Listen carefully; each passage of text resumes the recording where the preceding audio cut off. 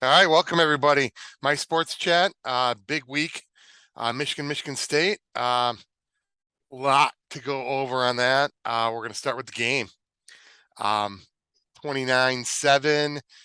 I read something about how it was like a slow motion choke out. Hmm. I could And imagine. and I like that. And I'm not sure that's exactly what they said, but that might be my words from it. But Tom, what's your impression of the game? Death of a thousand slices, I think is what the term is. And even in the stands, and Pat, you heard me say it.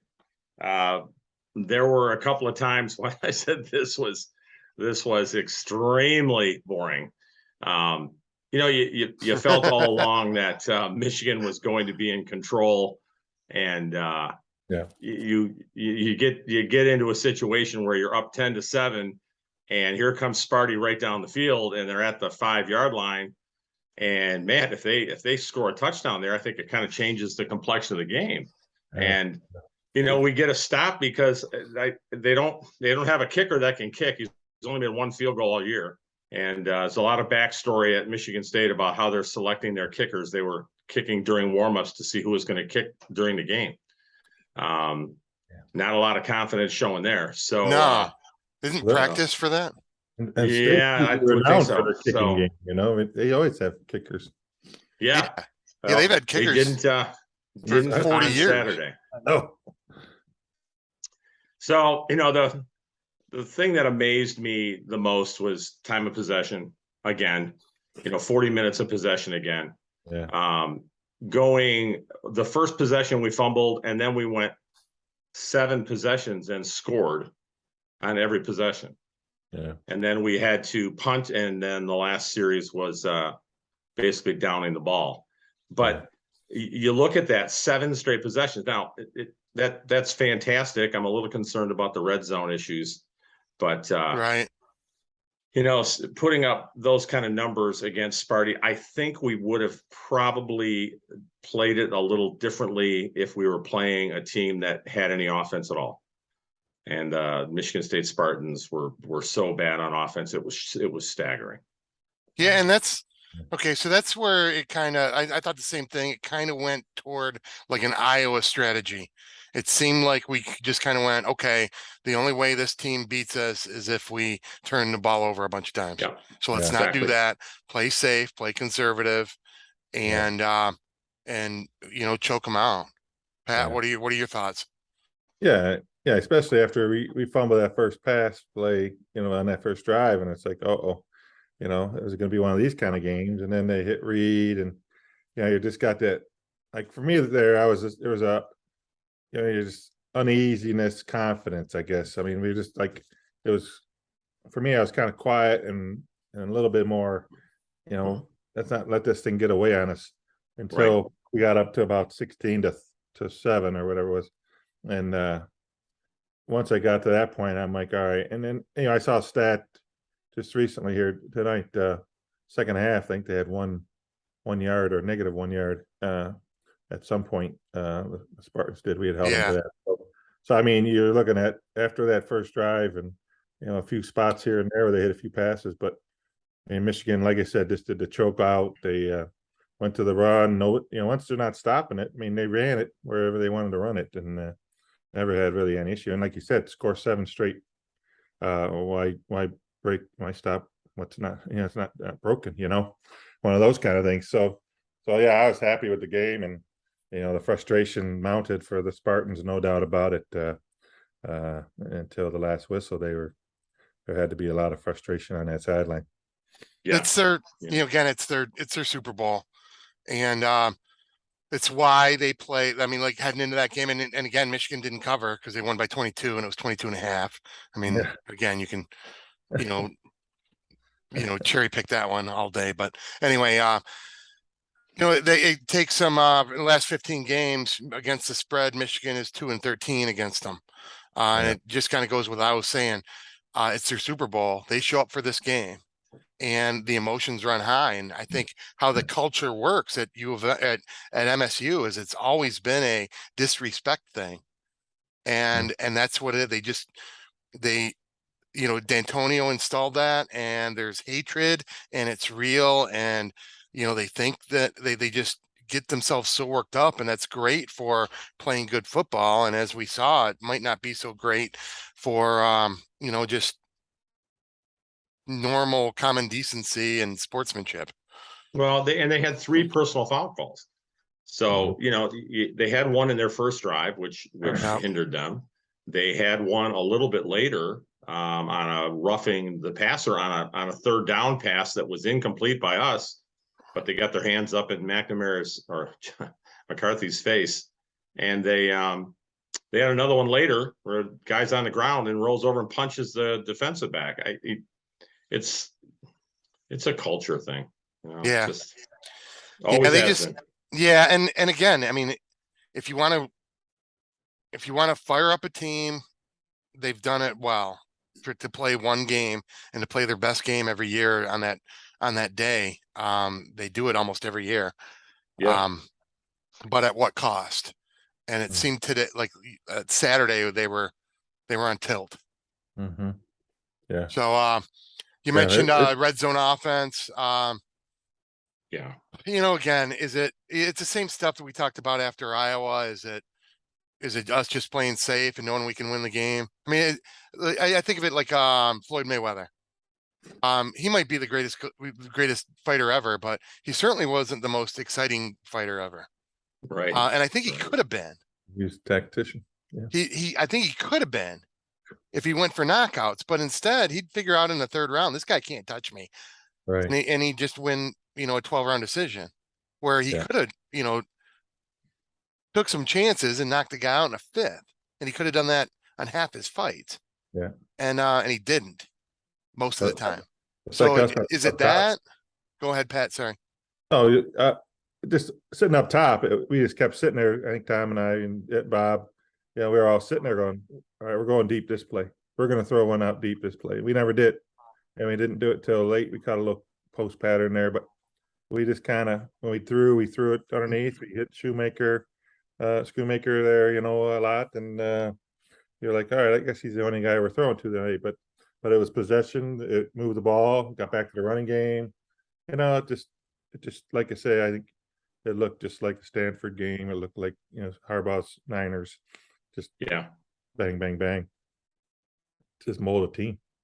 I don't think our receivers did a very good job of getting open.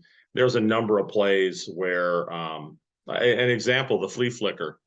Roman Wilson was not open. Now, was he being held? Probably, but there was a safety on one side with him, and there was another safety coming from the other side. So, unless JJ would have thrown it real long, he was well covered.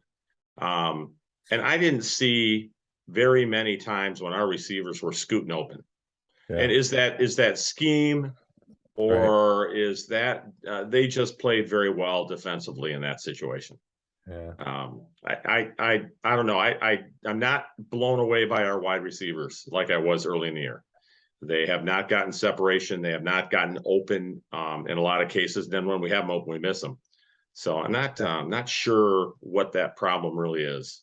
I think I saw one play, Tom, where they looked frustrated. I saw one reaction. I don't know if they came in and they rotate them, 2 or 3 at a time, rotate them in. And I think there was one play we came in where they ran the play, and it looked like I watched two physical motions of the offensive receivers as they walked off. It was like, like they thought they were open, but they weren't. Or I think we ran a play, or maybe he got sacked, or he dumped it off for a short one and didn't get it. But this seemed like that was the receiver's reaction, like, oh my gosh. But like you said, I think it's game plan too. I think it's a game plan. Right.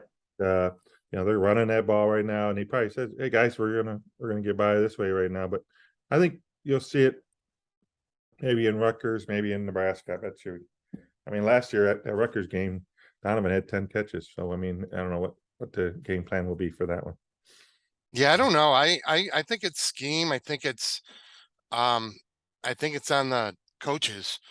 I see other games, particularly say like Mississippi, where their routes seem modern. And let me explain that. It just seems like you see him run a route and you're like, what is that? Mhm. And even like if it's like it looks like a 7.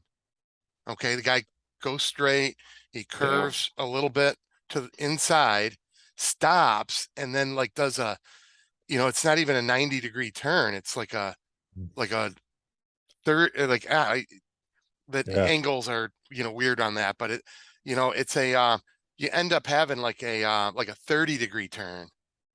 Mhm. And I'm like, who could possibly cover that? And Right. we just seem to do the standard, you know, out, in, slant, um, post, flag, one cut type stuff. Yeah. And yeah, I don't know. I agree with you, Tom. Um, I Yeah. don't, I don't know what it is, but I think it's scheme. A couple weeks Yeah. ago, I think I think it might be. Yeah.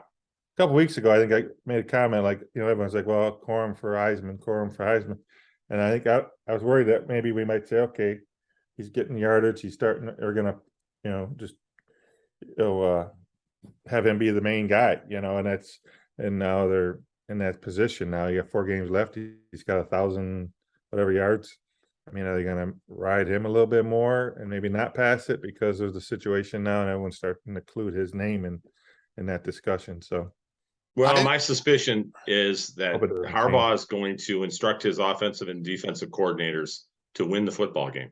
Exactly. And when they're putting that game plan in, and they're going up against Rutgers, that supposedly has a decent run defense, but I watched the Rutgers game against Minnesota. I watched it last night.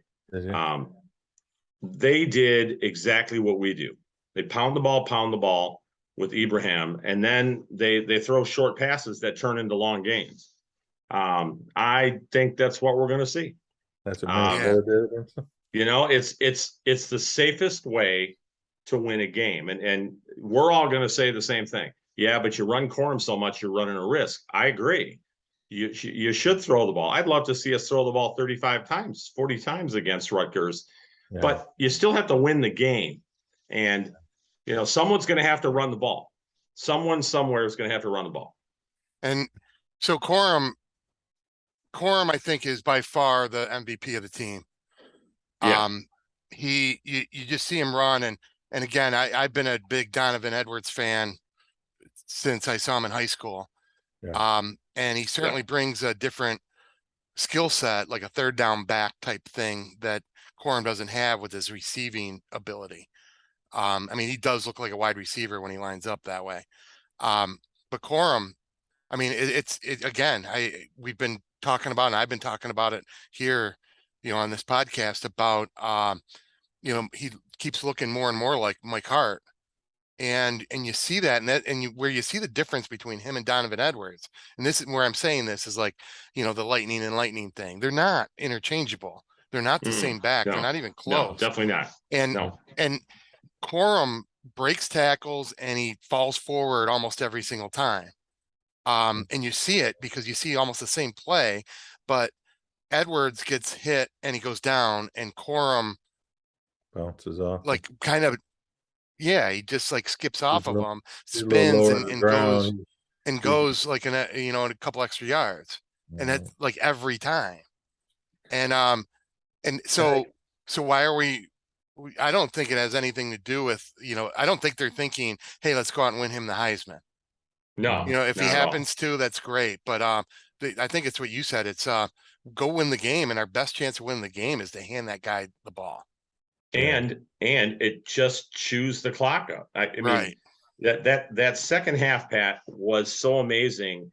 We Yeah. started off, ran the ball, got a field goal. They went 3 and out. We ran the ball and got a field goal. They got a 3 and out. We ran the ball at the end of the quarter, rolling into the fourth quarter, got a field goal. They moved the ball a little bit and got a first down or two. And then they had to punt. We got the punt, scored a touchdown. And we just mauled them in the second half. I haven't seen the stat on the amount of plays they ran. But I think I read somewhere right after the game it was 48 or 49 offensive plays. Oh, and we State? ran 91. Yeah. I'd rather see that than throw the ball. Yeah. Um, 40-20 in time possession, right? Wasn't it? Or roughly? I don't know. Yeah. Yeah. And I just heard today that their running Yeah. back, their number one running back at Ohio State is out. They're not saying he broke his hand, but I talked to Beidelman today and he told me that they think he's got a broken hand. Henderson? All right. Yeah. So he's out for a while If he's got a broken hand, he's out. I mean, Yeah. for season. Carry. well, you can't hold the ball with a broken hand. Yeah. Yeah. Fair enough. Yeah. All right.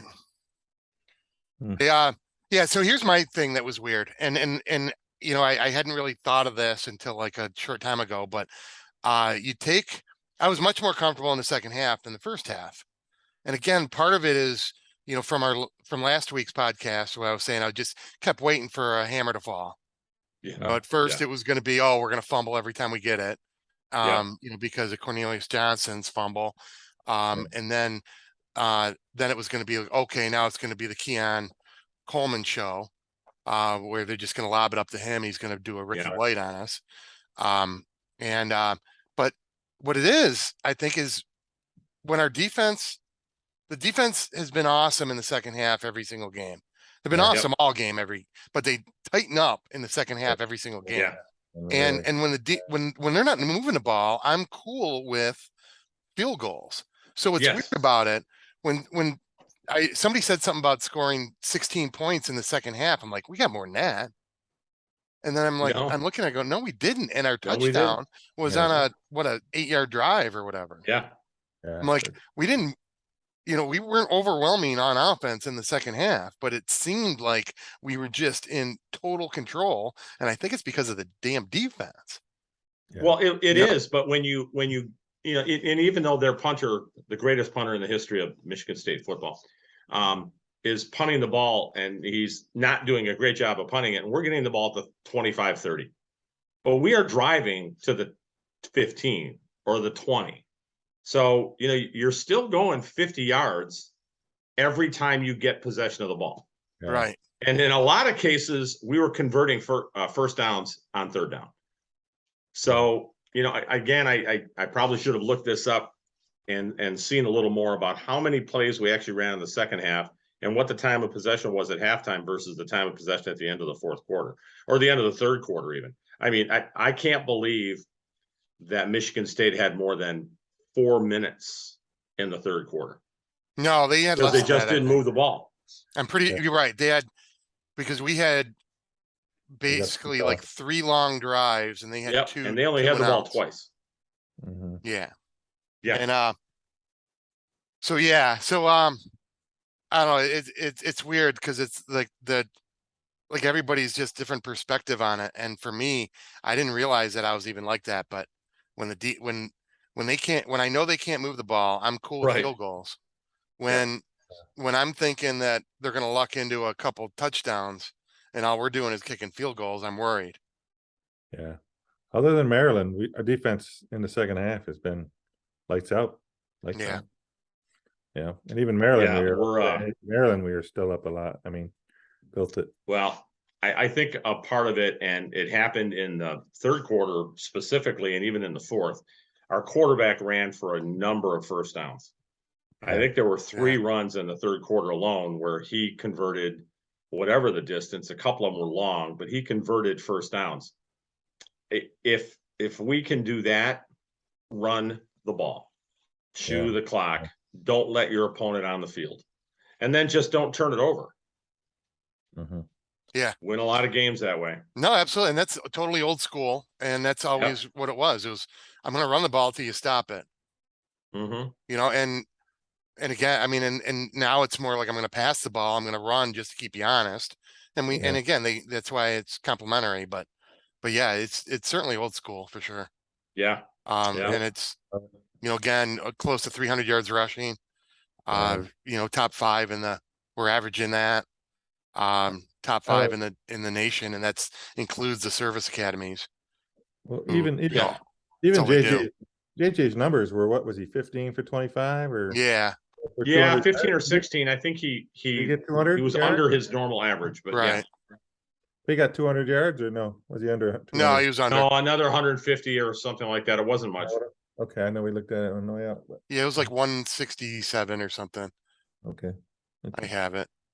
But Yeah. yeah, no, but that's the thing. I mean, like I'm not sure we need to talk about him because yeah, it was 167. His touchdown was the shuttle pass. Because we don't know what it is. Are we, Yeah. again, is he being told to play safe? Is he? No, he's I mean, not. you can look at last year's film and this year's film and say, what's the difference? I mean, Right. here we Yeah, other thought than the quarterback. that, I mean, what's the numbers? The numbers, compare the numbers. I mean, I don't Yeah. know. I haven't looked. I should probably do that, but All right. So state. Now here's like what turned out to be the big story.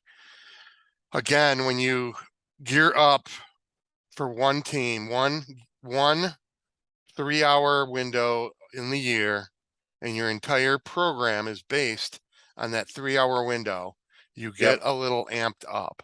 And there's a possibility that you get too amped up. So then when you get your ass kicked, there might be, and these are young kids who are prone to emotion. There's some emotion involved. So we have the unfortunate 2 muggings that happened in the tunnel. You have the Jaden Burrows, who 9 or 10 guys had him on the ground kicking him. And as he gets up, 6 or 7 of them are punching him. And then you have the Jamon Green, who is just trying to get through the tunnel to get to his dad, who has to leave because his dad's a trucker, and he comes Yep. up every Sunday or every Saturday, and then has to drive home, overnight. So he's leaving. He's about to drive, do the midnight drive after the game. He's trying to get out there. So what do? They beat him with a helmet. And Pat, apparently it started, and this is one of the stories that came out from Harbaugh. It started when the Michigan State players went after Green. And when they went after Green, Burrows was right there and went to help. And that's when they were dragging him into the interview room. And what they were going to do with him there, I don't know. It's pretty bad. That's pretty bad. Pat, Yeah. you've been in youth sports your entire life. yeah. You always, obviously, number one, the tunnel's been there for over 100 years. How many issues we've had in there? As far as I know, of the last 2 weekends, the last 2 games. And one was Obviously, a peanut butter and jelly sandwich. Yeah, it was a Okay. peanut butter fight. Yeah. So, I mean, you're always leery of the handshake after the games, whether it's basketball. There's been issues with guys going through the line or whatever. They always just say, "Oh," and then they, now they want to do it before the game even starts. Let's just shake hands and get it out of the way because of the emotion of the games. They've had that proposal for basketball when I've coached, and everybody does the handshake pregame. Because at the end of the game, everybody goes their own way. Anytime you go up and down the same tunnel access point, especially like you said, Griff, heated situation. They showed pictures of Hawaii and Michigan watching TV in the tunnel. I saw a video of that during the rain delay. There's the guys walk up and down there all the time talking to each other. But when you throw the rivalry in there, amped up, whatever was being said, and just the volatility of this rivalry needs to be addressed. Obviously, whether it's one team goes in before and another one goes in after. I wondered why the 2 guys were in there, and you explained that, Griff, which is great. But there has to be a little bit more attention now, I think, and there's got to be, whether you got roped off and the team can't go through until the other team's in the locker room. But for the rest of this year, 2 more home games, I think they got to really address it. But I don't think after 100 years you need to start thinking crazy and making drastic decisions. Yeah, it's not like we're going to put a second tunnel in. That's not going Right. to happen. Yeah, you want to climb up the stairs and come around the backside. Well, and the easy thing would be, okay, the home team waits, visiting team goes up the tunnel, even at halftime, because they're right there. Right. They And did really then well at once halftime with once it. they're secure in the locker room, then the other half comes up. And I think that's always the intention. I've been in the tunnel going out, and it's always the intention that you wait until the other team goes out and they're out of the way.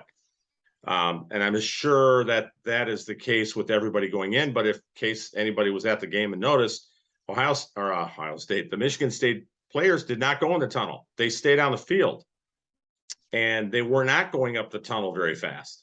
Yeah, And there was yeah, a lot of noise going on between the players. And I know Michigan was taunting them. I get it. Our guys were doing that. It happens. You know, it happens, You know, especially in a rivalry game like Sure, it that. happened But in East Lansing last year. I'm sure it was the same. exactly. Get up the well, I Exactly. got harassed in the concourse after the game. It's Yeah. part of the deal. You got if you're gonna do it, you're gonna go there, you gotta deal with it. But get up the tunnel, get up the tunnel, and get out of the way. And as you look at the video, these two guys were trotting up next to the Spartan players to get into the locker room. Mhm. And we now know the reason. You know what? There's nothing wrong with them doing that. It's just common levels of decency have to come into play. And Yeah. they did not show that at all. It's I actually learned a lot in this. I thought I understood the whole idea of victim blaming. And then I realized I didn't after seeing Yeah. you know, again, and now here's where I'll take this in a slightly different direction. I get it. They're kids. Okay. Yeah, they're 20 years old, they're amped up. I get what the cultures are, I get how they clash, I get why they clash, I get the whole thing. What I don't get is like the adult fans who don't seem to like who will just sit there and um find a reason why it wasn't their team's fault or their guy's fault. Yeah. And so the victim blaming, okay, yeah, they shouldn't have been in the tunnel. Okay, well, yeah, okay, I get that, but you can't sit there and say, you can't sit there and say they have every right to be in that tunnel.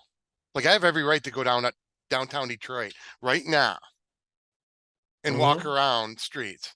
I'm not going to do it because I have a million times more chance of getting mugged than I do walking around my neighborhood. All right. So why would I put myself in that situation?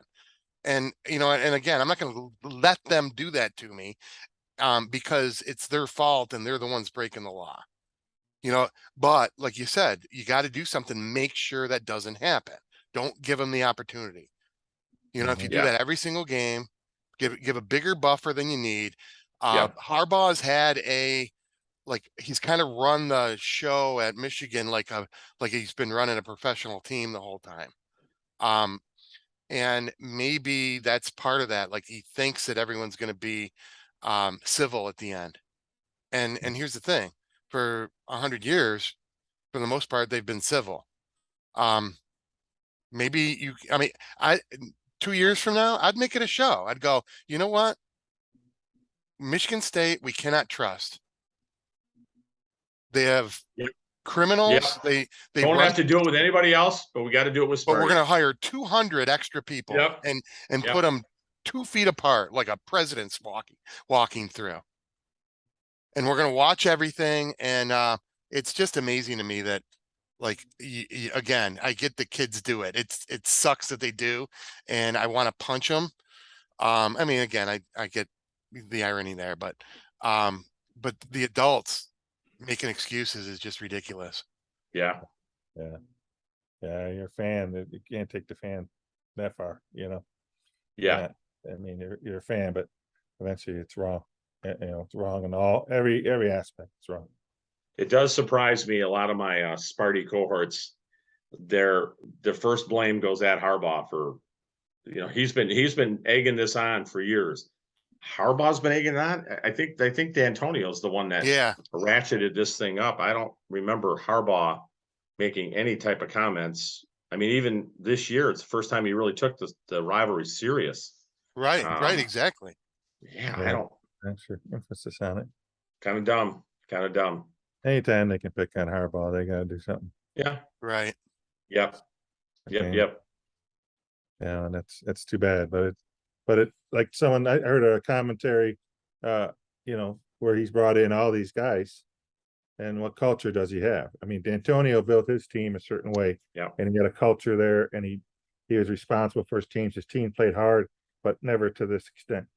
You bring in all these guys from all different parts of the country, and you have 55 new players, and you haven't had a chance to really, you know, develop them and into your way or whatever. And now look what happens. Yeah, it's terrible. Yep.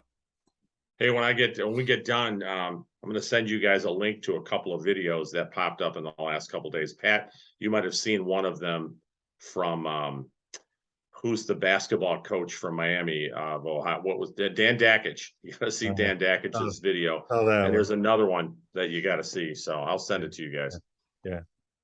Yeah, send it. I'll and for you viewers, we'll if we can, we'll Post it. post them on the website. Yeah. So, all right. So anyway, unfortunate, and now we got Rutgers this week.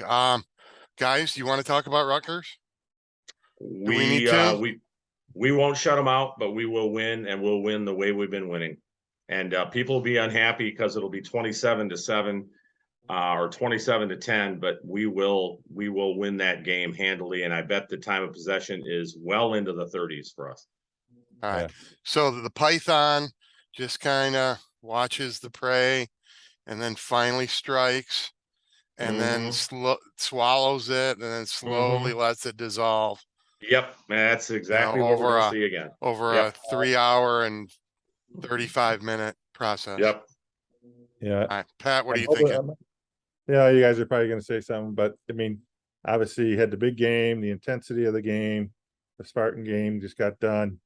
We don't need any letdowns. We don't need to be, you know, a little, you know, come in flat. And I don't think this team will do that. But in past history, we've done that. We've come out of big games, and then all of a sudden the first half is terrible, and you gotta rah-rah them at halftime and pull the thing out. I don't think that's going to be the case, but I think Michigan wins again by 3 touchdowns and advances on here. Yeah, I think it's the same thing like Tom said. We know what this team's about now, and they're very good at doing that. So Yeah. Sounds great. all right, awesome, guys. Thank you for coming on, and you viewers out there, thanks for watching. We'll be back next week, and thank you everybody, and go blue. Go Blue.